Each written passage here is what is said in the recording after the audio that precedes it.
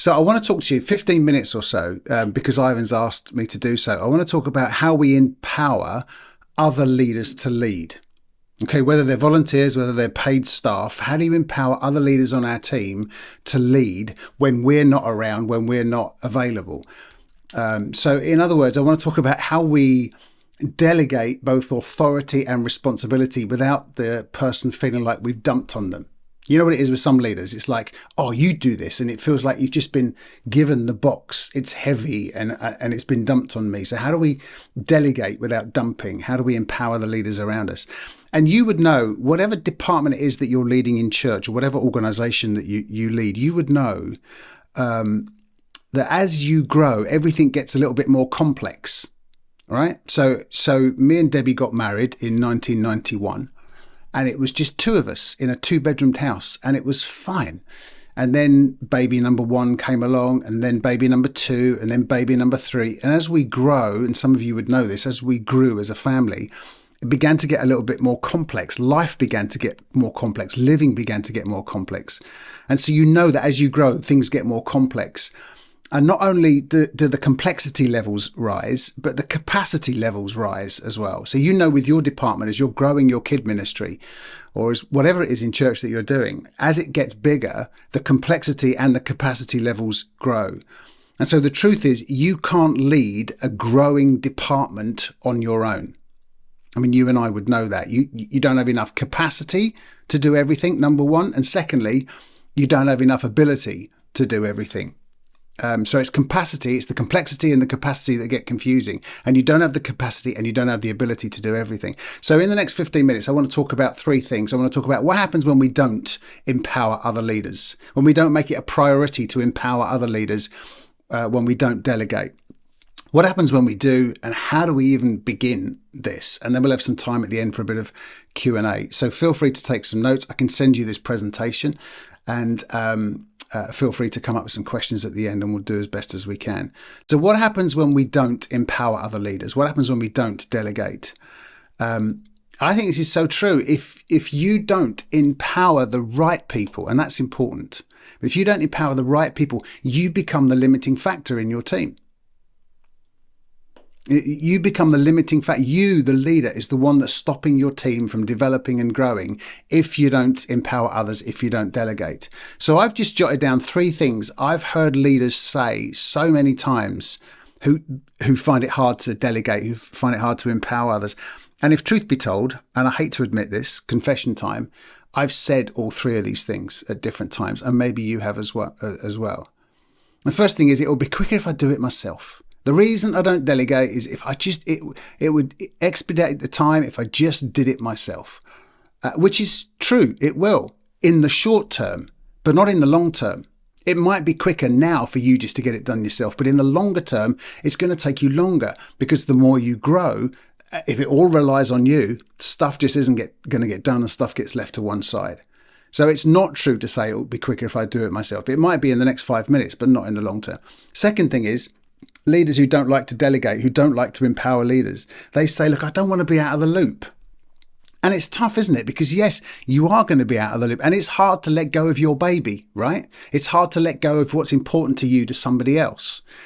And you will be out of the loop. But however, you'll stay in the loop in a more strategic way, less hands-on, less detailed, less everyday, but you'll stay in the loop in a more strategic way. And we'll talk about that as we go through today. The third thing leaders often say is, yeah, but if I give it to them, they just won't do it right. I'm the only one who knows how to do it right. And if I give it to them, they just won't do it right. And this comes down to trust. I mean, why on earth did you get them on your team, employ them or appoint them on your team as a volunteer if you don't trust them? The whole thing comes down to trust. And maybe they will take a different route. You know, maybe they will do things differently, but different might actually mean better. They might take you on a journey you've not been on before, and it's better than your journey.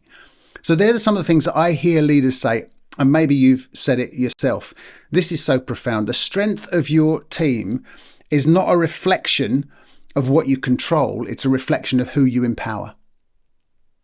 How good your team is isn't about what you control. It's about who you empower, who you trust.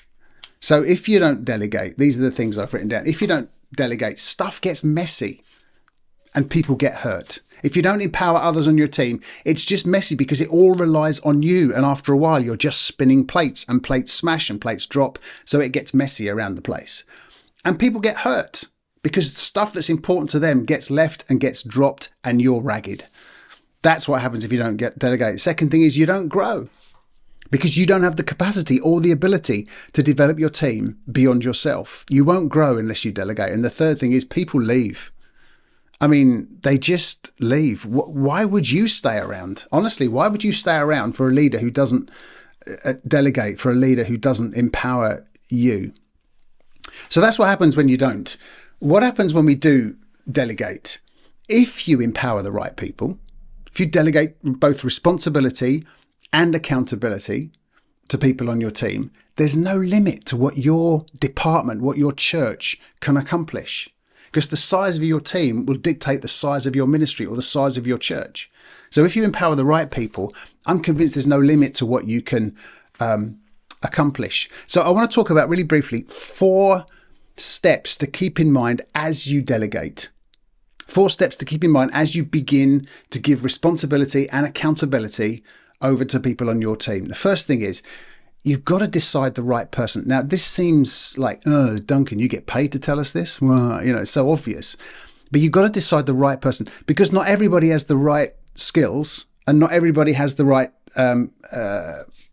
time availability to get the job done. So the question you need to ask is, the right person, have they got the right skills and have they got the margin to do it?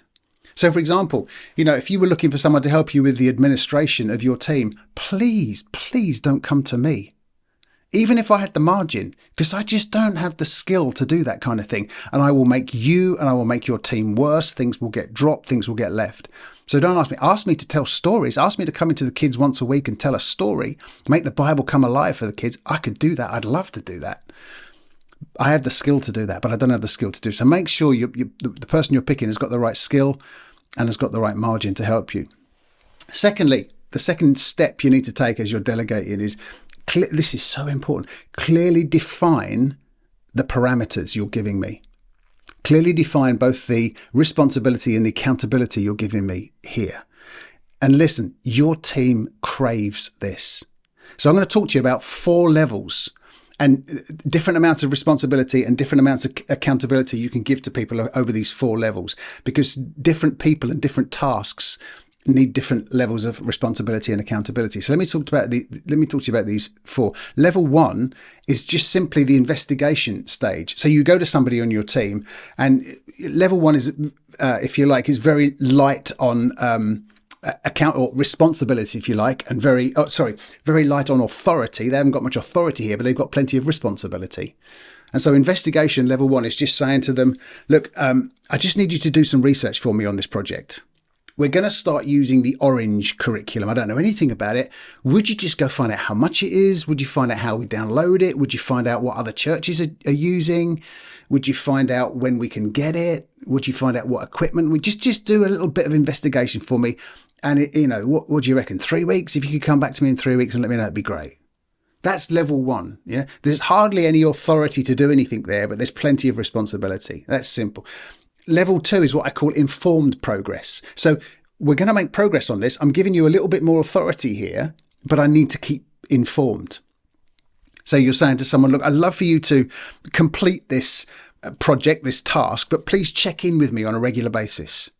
Maybe check in with me daily or check in with me weekly or monthly, whatever you decide. So I want you to make progress on this, but I need to be informed. The third level is informed results. So it's not just about progress, it's about results. I'd love for you to complete this project. Let me know when it's finished. Do you see there's a whole bigger level of authority you're giving them here? Not just responsibility, but authority as well. So I'm giving you authority to see this through to the end. And when it's done, let me know. And the fourth level is ownership. I just want you to take this project. We need some new curriculum. The curriculum we're running with at the moment just doesn't work for our kids. We need some new curriculum. Take it, own it, run with it. Just, it's yours. You're the boss of this. You make it happen. I trust you that much. So level one, that investigation level, it gives a lot of responsibility, but not a lot of authority. The final level, you're giving obviously lots of responsibility and lots of authority. I would say stick this list up on the wall. And when you're working with your team, say to them, this is the level I'm asking you here. And you might think, hang on a minute, that's a bit overbearing. No. Your team are craving this. They want to know the parameters. They don't want to overstep authority where they don't have it. So if you're like clearly defining the parameters, using those 4 steps, I think will help you. Third, the thing that will help us when we do delegate, the third step is to develop a timeline with our teams. I'd like you to do this and I'd like you to do it by Easter. But do you notice I've put develop, not dictate? It's not saying we have to have this done by here. It's working with the people and saying, so obviously we need a finish date on this. What works for you? Could you do this in a week, a day? Should we do it by Easter, by Christmas? Let's work on this together. So develop a timeline, but don't dictate a timeline. Develop it. And the fourth one is to stay available. It's easy to abdicate when you delegate. Hey, I've wiped my hands of it. You take the thing now. And you abdicate any sense of involvement. You've got to stay available. You've got to stay involved. Whatever it is that you're delegating, however you're empowering your person to lead, you've got to be available to support them. You've got to be available for a conversation. You've got to be available to cheer them on. You've got to stay engaged. This isn't micromanagement staying engaged. It's just good leadership. So we've talked about what happens when you don't empower and you don't delegate, you don't grow. We've given you some practical ideas of how you can delegate, how you can empower in a way that helps people to thrive. So how do we begin to do it? Let's be really practical now. How do we begin to actually delegate? I want to talk to you about this process that I've used. I used to work with Tim at the Forge, and I've used this process for maybe 20 years. I heard it about 20 years ago and it just clicked with me. And I've used this process time and time again. And I'm telling you, it works. It works. The process simply starts by, I call it ICNU. I should have written that on my slides. ICNU. I'll go to somebody. So I'll go to Tim and I'll say, Tim, look, I see in you a real ability to make a big difference in the lives of young people. I can see that in you. And I'd love you to join my team because I think you can do what I do. In fact, I think you could do what I do even better than me. I'd love you to join my team. Do you know, in 30 years of working in frontline church ministry, I've used that statement. I see in you great ability. I'd love you to join my team. I have never in 30 years have anybody say, no, I'm not interested. Honestly, everybody said, if I genuinely see something in them, they all say, I'd love to be part of your team. So how do you develop them? How do you empower them? How do you delegate responsibility and authority to them from that point on after you get beyond the IC&U stage? So here are my 5 steps that you can walk through. See, the thing I was responsible for at the Forge was preaching. And this is how I developed preaching and other preachers. So I did it with your wife, Tim. I did it with Becky, and I've done it with a lot of other preachers at the Forge. These are the 5 steps I'll lead people through. First off, I do, you watch, we talk. So, for example, I'd say to a young preacher who hadn't preached much before, I'm going to preach next Sunday. I want you to sit on the front row with a pen and a piece of paper. I want you to write down what you observe, write down any questions you have, write down what you thought was good, write down what you couldn't understand, you didn't think was great and I could improve. Just watch what I do and then we'll talk. And you might do that for a week. You might do that for 6 months. I mean, the timeline is something that you need to decide with the person you're trying to develop, you're trying to empower. But don't just give them the box and say, you're on stage, get on and do it. Start by doing it and asking them to observe and making sure at the end of the process, every time we have a coffee and a conversation. Second step, I'll do it. You're going to help me. And then we'll talk again. So I might have 3 points next Sunday. I'm going to do point 1 and point 3. I'd love you to do point 2. So I'll do it. You're going to help me. And then we'll sit down and we'll talk. And you might do that 3 or 4 times. You might only need to do it once. You feel that out with the person you're empowering. The third stage is you're going to do it and I'm going to help you. So the next stage is you're going to have a go doing points 1 and point 3. And I'm just going to help. So you might actually plan the talk out. After all the things we've talked about, all the things you've observed, you're going to plan it out. You're going to do it, and I'm just going to help you a bit, just to give you a little bit of confidence and a safety net. And then again, we'll talk afterwards. And the fourth step, you're going to do it all. I'm not going to be involved. I'm going to watch, and then we'll talk afterwards. We'll talk about what we thought was good and what wasn't so good. And then finally, I love the way this ends up. We're going to get to the stage where you're going to do this. I trust you. I see in you the ability to do it. You're going to fly, and you're going to get to the stage when someone's going to say, hey, how do you do what you do?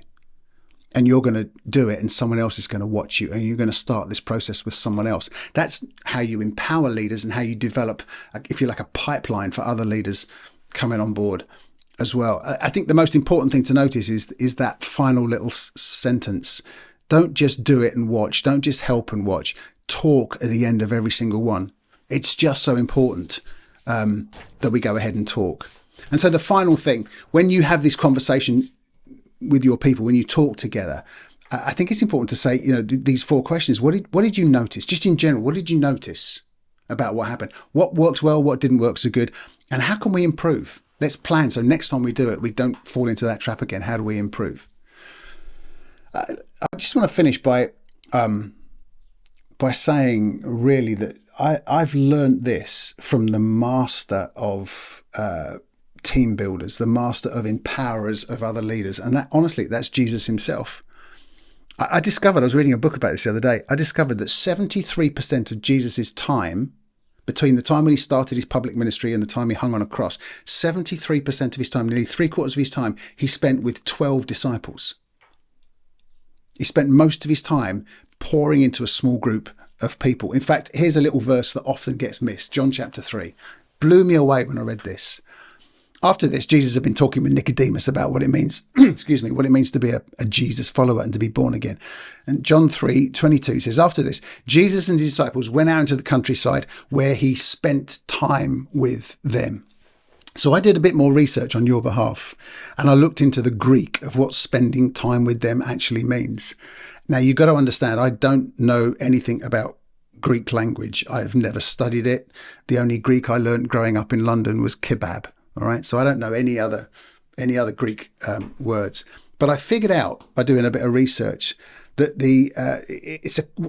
it's a composite word that's used in Greek to describe this idea of Jesus spending time with his disciples. And the word is diatribo. It's a composite word made up of 2 words, diatribo. Dia means against and tribo means to rub. And so basically, this composite word diatribo means that Jesus spent time with his disciples, literally rubbing up against them. Literally allowing his life to rub up against their lives to rub up against him and each other. They spent 73% of Jesus' time on planet Earth, days after days, just rubbing up against each other. And oftentimes when you read in the Bible, it just simply says Jesus went from this village to that village. And then it carries on. And again, if you do a little bit of research, you'd realize that to walk from that village to that village was 3 days, but nothing's written down about those 3 days. What did they do in those 3 days? They did diatribo. Jesus was diatriboing with his disciples, just allowing his life to rub up against his followers. And so kind of Jesus realized the only way he was ever going to get his mission done was to grow his team. And he had to just let his life rub up against them, because leadership, as we know, is far more caught than it is taught. So he literally spent time with them doing that. Some leaders say, I don't think anyone on my team can do a better job than me. That's why I'm the leader. I'm the best at this here. I just don't think that's a great leadership mindset. The best leaders say eventually the right person, if I invest in them, the right person is going to do even better than me. I mean, Jesus himself said that. Jesus himself said to his disciples, you will do greater things than me. When I leave and I go to heaven and the Holy Spirit becomes part of your experience, you will do even greater things than me. I mean, that's incredible, right? Because Jesus empowered the people around him. So to finish, 2 things that I want you to go away and do. If you're serious about empowering other leaders on your teams, if you're serious about delegating both authority and responsibility to these other leaders on your teams, here are 2 action points you can take. One is about responsibility. One is about authority. The first one, responsibility. If you spent a moment, and you could talk about this, we could talk about this together now. If you spent a moment listing 2 or 3 things that you do on a regular basis that you actually don't need to do and you could delegate to someone on your team, how much would that free you up to kick leaves and and to develop people and to have coffee with people and to dream about what could possibly be in the future?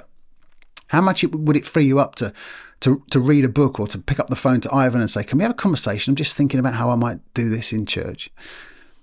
So list 2 or 3 things that you do now that you don't need to do.